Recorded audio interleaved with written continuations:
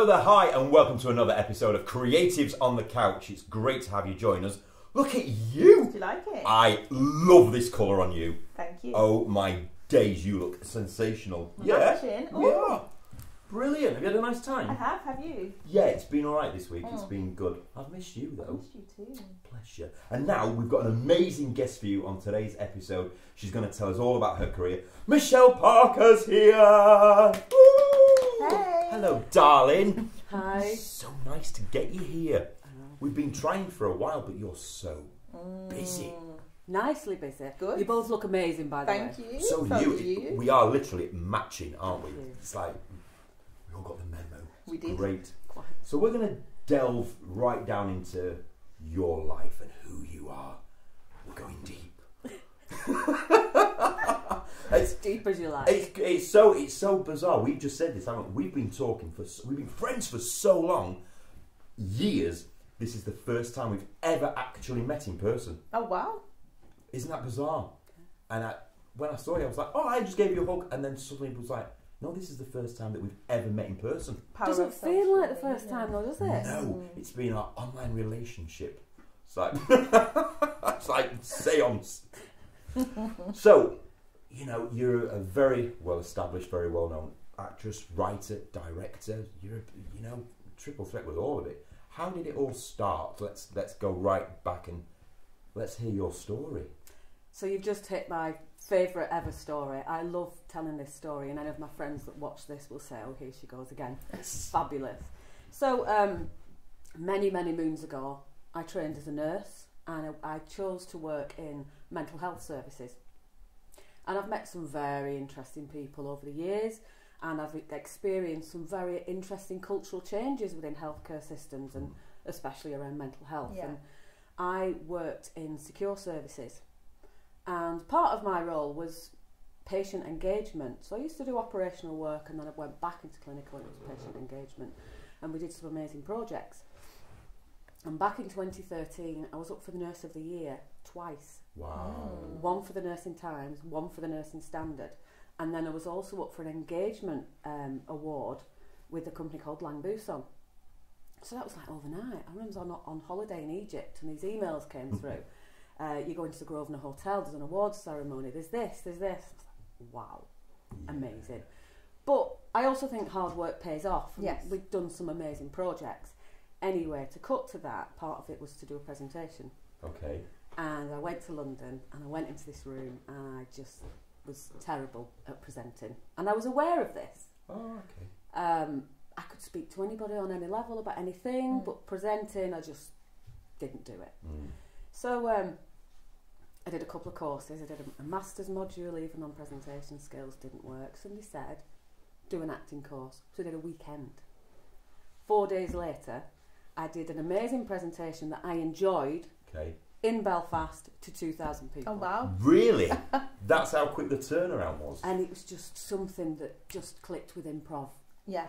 And I thought, I like that. Yeah. I'll do another one. So I did another one. And then I did another one.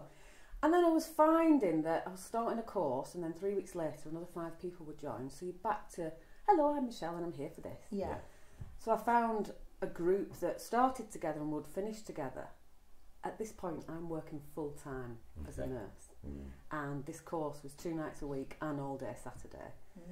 And once I'd started, I realised that, oh dear, I can't stop. Otherwise, it's going to cost me a lot of money. But I also realised I was exhausted. So, I finished this course. I don't understand. Excuse me. It's all right. I finished this course, and I've had an amazing time since. So, somebody thinks I'm good. Wow. People think I'm good. So, Yeah. within a couple of weeks, I got an agent after I left the court, finished the diploma, and then I was cast in Brassic and Wow. The Bay, Wow. Really? Wow. and then I was one of the few actors that got a job during lockdown Yeah. Yeah. on a BFI funded Yes. feature film, which still hasn't been shown. And then things went a little bit quiet, but I never stopped. So I do theatre directing, Okay. because I think there's a thing about if you're not getting work, find it, Yes. make Find it. it. Yeah. we So do all have that you? stuff. So have you left nursing altogether now? Are you You still? No. still do nursing? You're still How nursing. do you juggle both? Yeah. Wow. So I've been quite lucky. Yeah. There was a little bit of a dodgy point last year. Yeah.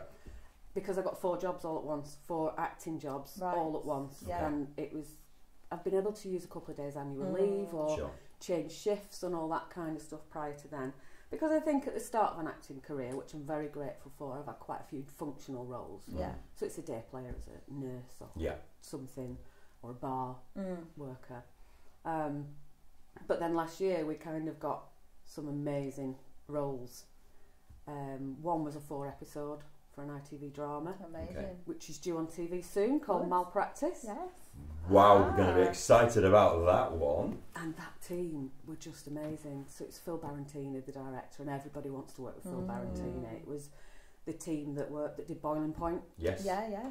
and they were just amazing to work with. And the beautiful thing for me was I wasn't doing this acting, so I was doing cannulas, CPR, cutting somebody's chest open. It was just fabulous. Yes.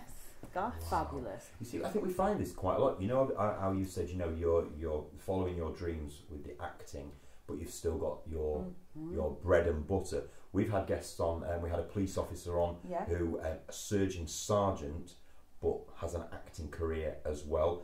And then we had the fireman on, Yes, didn't I we? remember that. So Wow. so you know he is a serving firefighter, and yet makes his movies on the other side. So I think it's quite nice, isn't it? You know that you find something that you are able to to follow your dreams, and you're able to create the magic that you do, and direct and everything like that. But you know you've still got your feet firmly grounded, and you're still a nurse, and you're saving people's lives. I think that's remarkable. How was that during COVID for you? You know, obviously, because COVID was tough for everybody, but you must have faced some horrors. Yeah, it was incredibly tough. It was incredibly tough we watched everything unfold. It was almost in slow motion on TV, wasn't it, etc, etc. So when COVID hit, I was actually working as a commissioner, which means we pay for the beds, so we're not hands-on nursing at that time. We're commissioning to get the best care, and we're doing quality checks. Right, okay. And then there was a call for reservists and reinforcement for the teams that would look after things like Brexit and that kind of stuff. So it's called Emergency Preparedness Resilience Response. Okay. And I was redeployed to that team. Wow.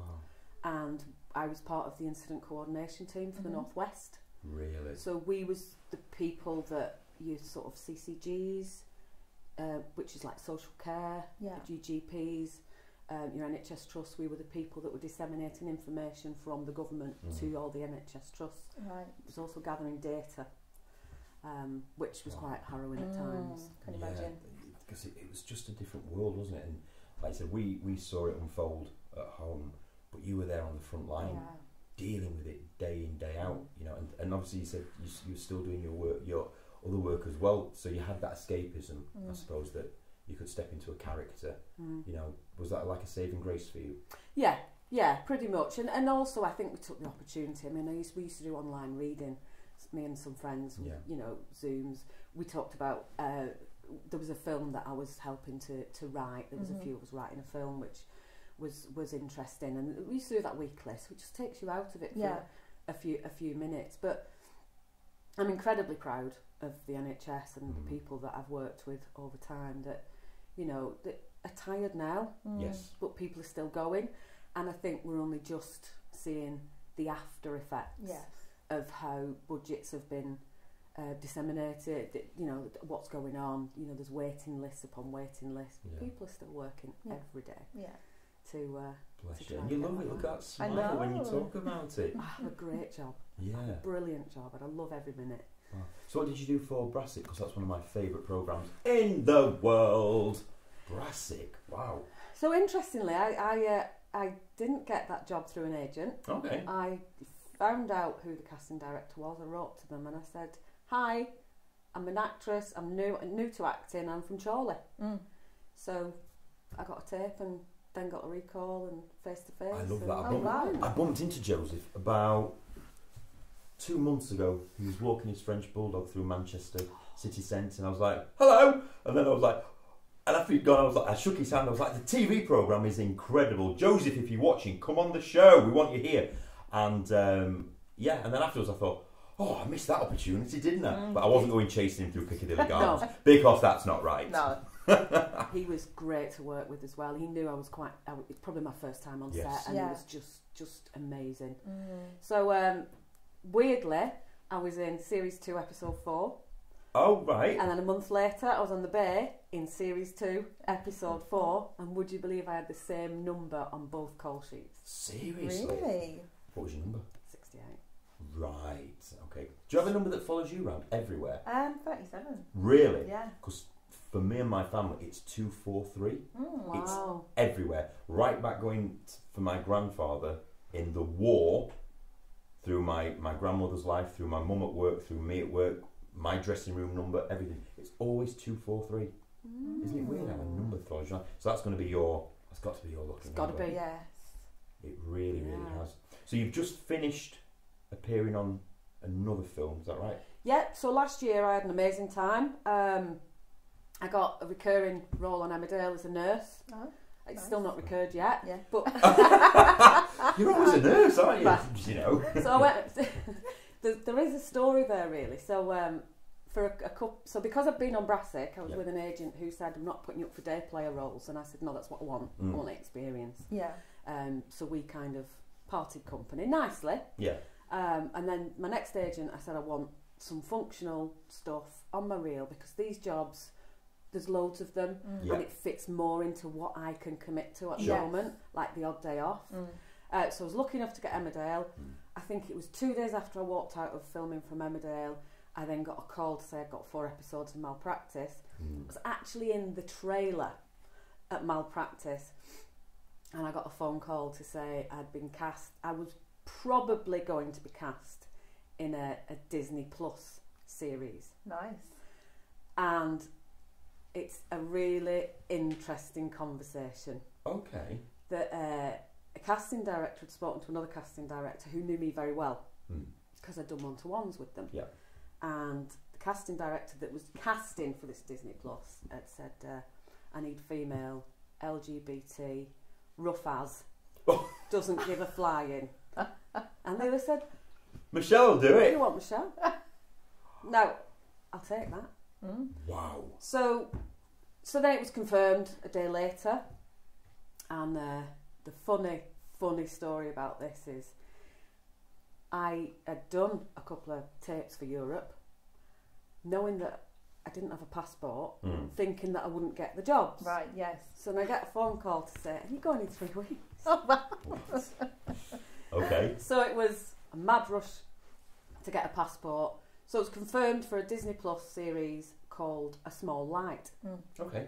And it's fantastic. It's about Anne Frank, the person that looked after Anne Frank as such, Miep Geese. Okay. Right. Okay. Yes. And it's more around the story of that time. So the really interesting stuff is, the things you experience that on set, things that were there that wouldn't be there now if we was in a bar or a cafe or a library. So I did 3 weeks in Prague. So that's where it was filmed. It wasn't in Amsterdam where the house was. So they filmed half in Prague and a half in Amsterdam. Okay. The internal scenes they filmed in Prague at this huge studios that's out there called Barrandov, which is just amazing. But it's just they even flew us out 4 days before we filmed so we could settle. Oh, okay, that's nice. Wow. Yeah. Dream. In an amazing hotel, and it was Prague Pride, and it was 30 degrees, and You were in your element. just amazing. Do you know when that's coming out? So it's due out on May the 1st on, I think, National Geographic, and May the 2nd on Disney Plus. Right, okay. And it's called A Small Light, and I play a real person called Bet Van Buren, who had a cafe bar in Amsterdam, and the cafe bar's still standing, and the set they made it so much like the cafe bar that's still standing, which is still as it was when she was there. Have you visited it? I haven't been lucky enough, but you are going to have to go, aren't you? yeah, you most will. definitely. We'll send a film crew with you. We'll come with Let's you. go. Let's do it. Shall we do it? Let's do a Created on the documentary. Couch That'd be good. special. But I mean, that was just it was just so bizarre at times. So you know, I got invited to a party by the lead, and I was sat on this balcony talking to these delightful people who I then find out is the producer and writer at Grey's Anatomy, and I'm like, I'm a nurse. Yeah. Oh my gosh. It was just Wow. but it was just a party. It was just nice people having a nice chat. Yeah. It was lovely, so I'm so excited for that to come Yeah, out. that will because, be great. Yeah. And then on top of that, we've got a Road to Redemption. You've just been in that one, haven't you, as well? Yeah. My days, the throwing rolls at you, Yeah. chucking them at you. How did you find a Road to Redemption? Really exciting. Because it was a lot of dialogue for me, and it's quite a big role with quite a serious storyline. Yeah. The role that I picked up, and it was just fascinating for me. The learning was, yes, you can learn that many lines in such a short period of time, Yes. because you had to. Yeah. And that's if I can continue to develop every day, I get really excited about Yeah. that.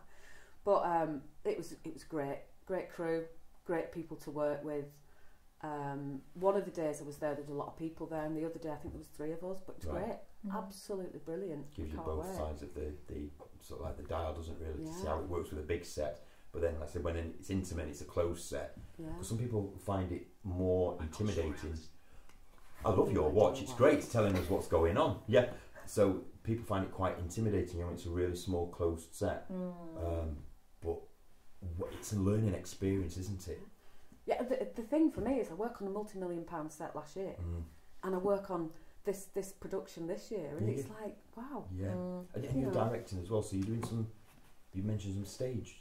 I do stage directing, so I've got 3 planned plays this year in Liverpool at the Epstein Theatre. I've had a read of them. He's had a really They're good. They're very good. funny. Yeah. So the first one is at the end of March. It's called The Menopause, and it's just 4 guys talking about the challenges that they have as they're getting a little bit older, although they're not old. I creak every morning, hair dropped out. You know, I said to you earlier on in gay years, I'm dead. To be honest, it's true. You know, you get to a certain age and your knees start to hurt a little bit, and then your elbow hurts. And, I can go on all day about this. Don't you You worry. could have written this one. Based on me. But yeah, I mean, and it's a great bunch of guys that I'm working with who are funny. Yeah. And even the natural delivery is funny, so that's kind of, and we want people to relate to it, and I think people will. Second one, we've got we've moved it forward by a number of months really, because we've had some real interest from sort of Radio Merseyside and things like that. It's called Wade Smith, so it's about the iconic clothes shop from the 80s and 90s where all the footballers' wives went, and it's good fun. That's going to be great. So you've got those coming up this year. Oh, you know, obviously, you know, you can do anything you want, but where would be a dream? You know, would you ever leave nursing? You know, what's the dream? The big dream. Would I leave nursing? Yes. Okay. For the right opportunity. Okay. I think I'm still at a place where I'm trying to gather opportunities to find my niche. Yeah. And I'm enjoying every single minute. I've got an amazing acting coach in LA, and we meet once a week online, and he's very brutal with me. Really? But why? that's what we need, isn't it? Yeah. What was he like with you? So, well, it says some words that I won't be able to say here. Okay. And if I do a self-tape and send it to him, he'll tell me if it sucks. Yeah. They are quite blunt and straight to the point, though, Americans, aren't they? But that's what I'm paying for. Yeah, you need that. Yeah.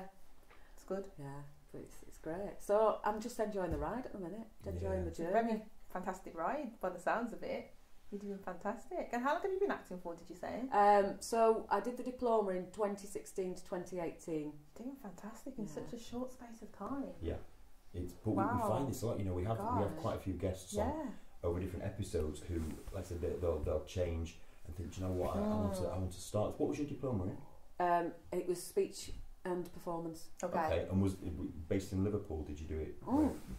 It was Manchester. It was a school called Independent Centre for Actor Training. All right. And it's a guy called Simon Trinder, who's an RSC actor. Mm.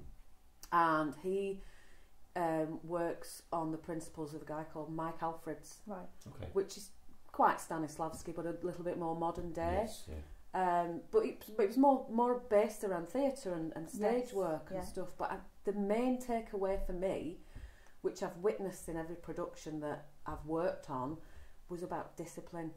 Okay. And it's about the discipline, it's about how you come across, Yes. it's about likability, it's about treat everyone right. Yeah. But I remember he used to say, if I walk into a room and there's 10 people in and I ask for a volunteer, I expect 10 hands. Yes.